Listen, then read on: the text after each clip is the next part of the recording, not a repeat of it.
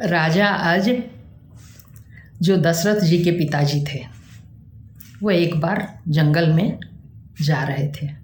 उन्होंने एक बहुत ही सुंदर सरोवर देखा। सरोवर में एक कमल, एक ही कमल था, बहुत सुंदर कमल। उसकी तरफ राजा आज आकृष्ट हो गए और उस कमल को लेना चाहा। वो सरोवर में उतर पड़े और तैरकर कमल की तरफ बढ़ रहे थे। अचानक उनको लगा कि कमल तो पीछे हटता जा रहा है।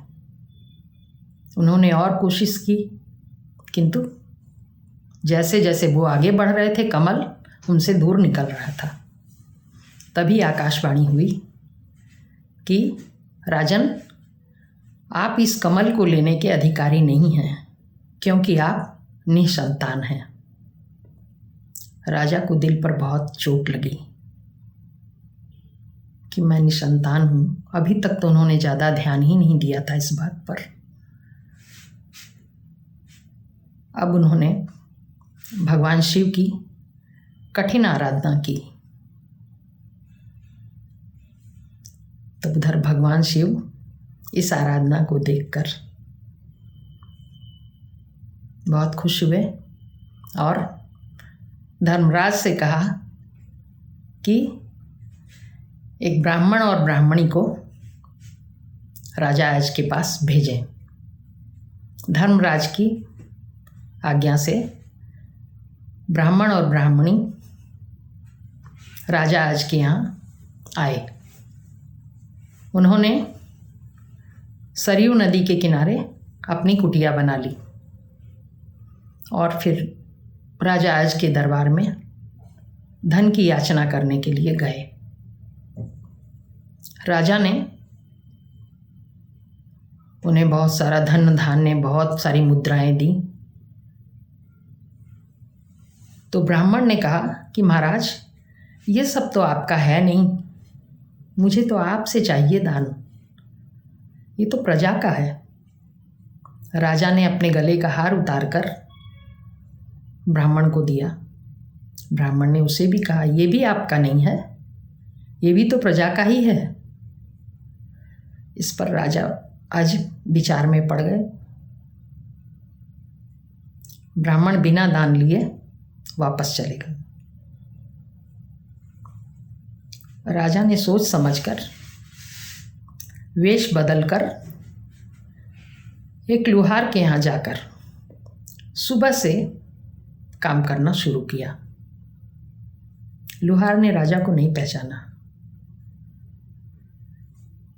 दिन भर काम करने पर लुहार ने उन्हें 1 टका, आज के भाषा में बोलते हैं 1 रुपया दिया।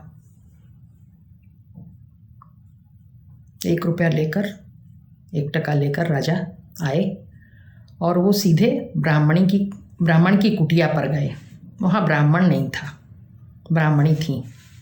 उन्होंने वह टका ब्राह्मणी को दे दिया कि आप ब्राह्मण को इसे दे दीजिएगा। राजा लौट आए।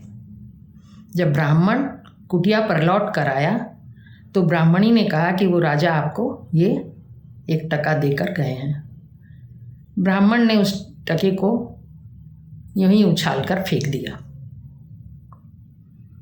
टका गिरते ही, जैसे ही धरती पर रुपया गिरा तो बड़ा गड्ढा हो गया।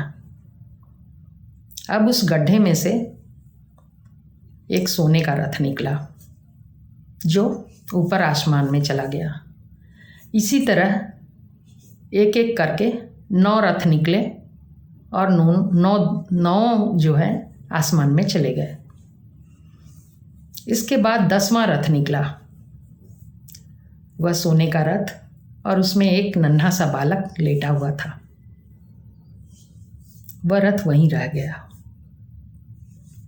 ब्राह्मण ने बालक को उठा लिया और रथ सहित महाराज आज को जाकर दिया कि महाराज, यह बालक आपका है, आप इसे अपना पुत्र समझिए। आपने जो टका दिया था, जो रुपया दिया था, उसी से धरती से ये निकलकर बालक और ये सोने का रथ आया है, इन दोनों को आप ग्रहण कीजिए। 10वें रथ पर बालक आया था, इसलिए उस बालक का नाम दशरथ रखा गया। वैसे दशरथ जी का असली नाम मनु था, किंतु उनका ये रथ जो था वह 10 दिशाओं में चल सकता था, इसलिए उनका नाम दशरथ हुआ।